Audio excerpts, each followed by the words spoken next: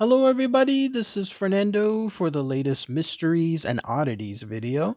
I haven't done one of these in a while, so I thought I would share another entry here. This one comes from a website where I was looking at a list, like a top 10 rank list of some of the most strange, bizarre things that have occurred throughout the United States, like within the past century or so. When I was reading this information, it definitely showcases some very bizarre items. And in fact, those of you that are from this local area that I'm about to mention here in just a moment, it'll be good to see if you know or can recall any of the information linked to it. Apparently, it has to do with a mixture of fear, paranoia, crimes, also some bizarre situations involving these cases. And in one particular case, it was a tragic circumstance, a gruesome one, in fact, that involved murder. And if you wanted to mix things up as well, it also apparently involves a suspect, someone who is either guilty on all charges or guilty on some, innocent on others, or innocent on everything, and he just happens to be a tragic figure all around. But it's interesting because to this day, people still talk about this case and what happened with it. In fact, you're looking at a representation of it now. It's known as the strange case of the Phantom Barber of Pascagoula. Once you hear that word Phantom Barber, whatever first comes to mind is actually what you think it is. And I'll explain more here in just a moment. So let's go ahead and let's share all the information associated with this case. I'll give my own thoughts and opinions. Again, those of you from the local area, post those comments below as well. Let me see what you guys and gals think about this. So here it is. What was the Phantom Barber of Pascagoula? Well, all of this started back during the World War II period, 1942. In fact, if you wanted to get exact, it was June 5th, 1942, that this all occurred. One side note I wanted to mention, World War II, and the way this happened during that time is important because at that time there was definitely a lot of fear and paranoia amongst the general population. It was just the way that the country was back then. Everyone was looking over their shoulder. Anything that seemed unusual, bizarre, dangerous, and so on was immediately reported. People were definitely looking out for other things during that time, and a lot of that factored into this case as well. But yes, June 5th, 1942, here's what occurred. There in Pascagoula, Mississippi, in the bedroom of two young girls, one by the name of Mary Evelyn Briggs, another one by the name of Edna Marie Heidel, they both woke up one day to see a man climbing out of the window. So he was there apparently in their bedroom, and then he was gone. But just as he was leaving, that's when they saw him, and they described him as being quote unquote sort of short, sort of fat, and he was wearing a white sweatshirt. But that was it. Couldn't see anything else with regards to him. But what they found out later was where things got bizarre. Apparently, each of the girls had one lock of hair cut from them. So nobody knew exactly why that was happening. Nobody knew, of course, that it would continue afterwards with other cases. But some of the police were contacted. There just weren't any leads that could be drummed out from this. So it was almost left as is. But a few days later, another family home, this one by the home of a family called the Piatti, they in turn experienced the same thing. There was a young boy, a young girl, a 6-year-old named Carol Piatti. She was there with her twin brother David in the bedroom.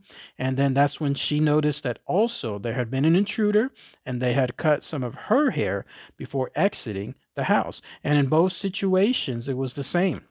The window screen had a cut, like almost like a seam of a cut done through it, and then that allowed this intruder to go into the house and to go out of. The difference in this one was they didn't see the intruder at all, but that was basically the way this person did it. I imagine back then too, just a different time period. People slept with their windows wide open, like they left them wide open, the screen as is, and so that allowed this intruder to take advantage of it too. One thing, though, that was left behind was a sandy footprint, one single footprint, but much like the other case, there just wasn't much to bring up any other leads. And so it was just left as is. Now, where things take a very dangerous turn is this. The next Friday, so about a week later, there was another home that was hit. This was the home of Mr. and Mrs. Terrell Heidelberg. And once that happened, once again, there was a cut window screen, but this time, nothing involving hair was taken. In fact, things took a very, very dangerous turn. Both of the Heidelbergs were attacked with a heavy iron bar. And in fact, Mrs. Terrell was knocked unconscious, so much so, I'm sorry, Mr. Terrell was knocked unconscious. And while he was out, his wife was attacked and she ended up losing some of her front teeth, also from an attack from that heavy iron bar. They tried to, I guess, keep the guy there. Either Mrs. Terrell did try to do so, or Mr. Terrell woke up and tried to do so, but he was too fast for them, and so he was able to leave right then and there, and they were able to provide more of a clear description, but nothing else came about from it. It was just, again, a situation where he was too fast, and it was probably too dark on the inside. But again, this where things took a huge turn because now he wasn't just cutting off hair, he was actually attacking people, almost with a deadly intent. In this case, with a heavy iron bar. And luckily for the both of them, they didn't. None of them passed away, and as far as I could tell, they didn't suffer any serious damages afterward. Now, there was one more incident that occurred again a couple of days later, but before this time period, that was when the newspapers got a hold of these stories and they started to come up with that moniker. They started calling him the Phantom Barber of Pascagoula. Each time that these attacks occurred, then they would report on it, and then, of course, that increased the paranoia around the people. More on that here in just a moment. But yeah, the very, very final incident occurred with a lady with the name of Mrs. R.E. Taylor. She stated that she was woken by something that was quote unquote a sickening smell, and then that was it. She didn't remember anything afterward, but when she woke up again, she realized that she was ill. And then she also noticed that the cut, the same thing involving the window screen, was done. She noticed that there was a chloroform rag right on her. And then she also noticed that once again, a lock of her hair was stolen. So it looks like the Phantom Barber had once again struck that location. This time, he didn't do anything deadly in terms of using like an iron bar on the victim, but instead just pretty much knocked them out and then used scissors or something else to once again get a lock of hair. So yeah, the police started to get more involved with it. They took this case very, very seriously to the point that there was a $300 reward for any information to help capture who this was. It was theorized that he may have actually hit at least 10 homes. So I talked about some of these cases here, and they were numbered, what, 3 or 4 with regards to the information, but apparently there may have been up to 10 homes that were hit by this quote unquote Phantom Barber. The media was again continuing with these incidences and then reporting on them. 6 men were actually deputized by the police. Bloodhounds were brought in. All of this was done to help with the investigation, try to see if they could actually find out who this person was. At a certain point, those bloodhounds did follow a trail. And when they did so, they found a pair of blood-stained gloves in some nearby woods, nearby to one of the victims. But then that was it. There was nothing else surrounding it. And the police theorized that the reason why this Phantom Barber could escape so easily between all of the other incidences all the way to the end was because they had used a bicycle. Apparently, they had the wherewithal to take a bicycle, stash it somewhere nearby, then they would do their deed, whatever it was, with the lock of hair, or in the case of that deadly attack, with an iron bar, and then they would jump on the bicycle and then move away in the dead of night. And so that's how they were able to remain so loose. But talking again with regards to the paranoia and everything that was surrounding that time period, there was one of the residents there. They weren't attacked. The Phantom Barber did not hit them, but at the time, the family did have a young daughter, a young child. Her name was Sandra Moncrief. She stated that, quote unquote, my dad worked at the shipyard and he made this big old iron billy stick, and they would take turns sitting up around the clock because the story was that the Phantom Barber was cutting the hair off blonde children, and I had blonde hair. So there was definitely a sense of people with fear around that location. And it makes sense, right? Here you have multiple incidences, all the way up to 10 potentially, involving this Phantom Barber. No indication yet as to who he was, just an indication that he was going to strike sometime soon. And of course, he was targeting young children, and in some cases, some of the older adults as well. And there was fear. So people were definitely looking over their shoulders and trying to see what they could do in terms of getting results. No matter what it was, they wanted to find someone. And so here's where things take another turn in this story. A man was brought into custody. Apparently, the police did find who the Phantom Barber was, and they narrowed it down to this guy. You're looking at a picture of him now. He's there basically on the right hand side. His name is William Dolan. He was 57 years old. He was a chemist, originally from Germany, but then moved over to United States to also get a degree in chemistry. And he was around that area in New Orleans, apparently running a pharmacy, but then retired with his wife to move over to Pascagoula.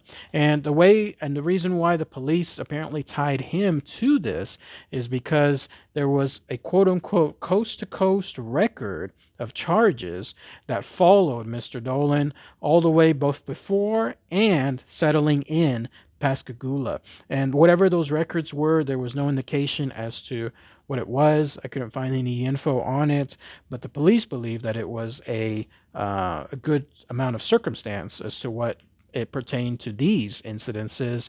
But then also there were multiple witnesses who started to come forward. And then they stated that, yes, that's him. That's how he looked like. That's William Dolan.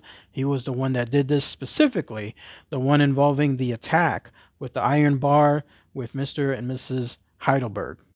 And in fact, here's at least some of the other circumstances that people stated that tie him to these incidences, or at least with regards to his behavior that lead to it as well. Apparently, one neighbor stated that at one point, Mr. Dolan had asked for a ride over to a place nearby, the Heidelbergs, and then 1 hour later, he had returned over to the neighbor. He returned the neighbor's truck back saying some trouble had occurred. He didn't say what it was exactly, but that he had to leave.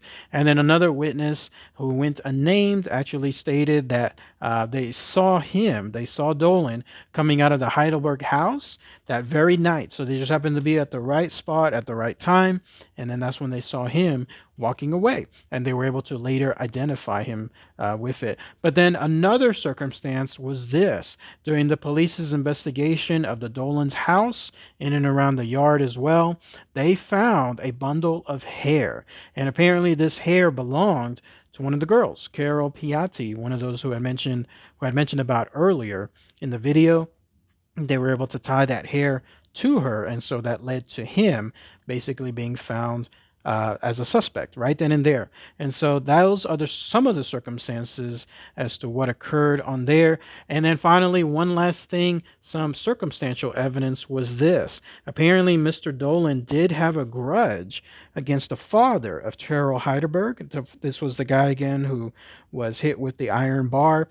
The father was apparently a judge, and he had refused to lower the bail associated with some trespassing charges that Mr. Dolan had, and this was a couple of months before these incidents occurred. So he had a grudge, he had a vendetta, and so he decided to take it out, it looks like, on the son. Remember, the judge was the father of the son who Mr. Dolan ended up attacking, if you believe at least that angle on there. So you have some circumstantial evidence, you have some incidences before he moved and after he moved, and then you had some evidence as to some items linking a case to him as well.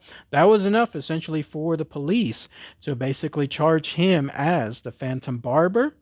Of course, he in turn, Mr. Dolan, was lawyered up. He wanted to take on the case. He stated that he was not guilty. Something else that was apparently coming out from witnesses was that because he was German at the time, that he was someone that was sympathizing with the Nazi movement as well, and that he had a German plot, something regarding a sinister plot within the town to do something bad associated with that that type of mentality. So that all basically came at him whenever it was time to go to court. So he stated he was innocent, but ultimately he was found guilty.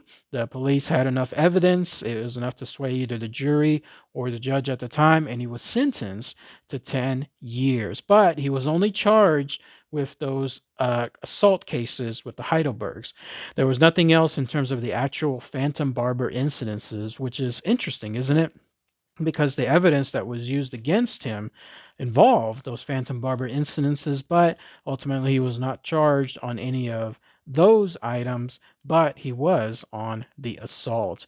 And so to this day, there's still the idea that, again, he was 100% guilty. He was guilty of everything, all those Phantom Barber examples, and then also the assault, and that the police had found the right man. And then there's others that state that no, he wasn't guilty of the Phantom Barber incident, but he was guilty of the assault because he had that grudge and there was just too much evidence to prove otherwise. And that's again the middle ground. And then there's others that state that the police just had to have an actual victim, an actual suspect, because they wanted to make sure that the fear surrounding that community could be quelled. And so they wanted to make absolutely certain that they found somebody guilty, and he just happened to be right there. And so when that happened, it was a case of an innocent man going to jail for everything. Where this falls in, I don't know. I think if I saw more evidence, like whatever was associated with the courts, whatever the findings were, it does seem like there's a lot that is tied to Mr. Dolan to just have been unusually out of the blue. Like a lot of this does seem pretty linked to him, but again, I'm not 100% sure. And if you want to take another twist in this bizarre story, it's this. The governor from Mississippi, a guy named Fielding Wright, he decided to re-examine the case 6 years afterward. And then on top of that, they administered a lie detector to Mr. Dolan, and he passed everything.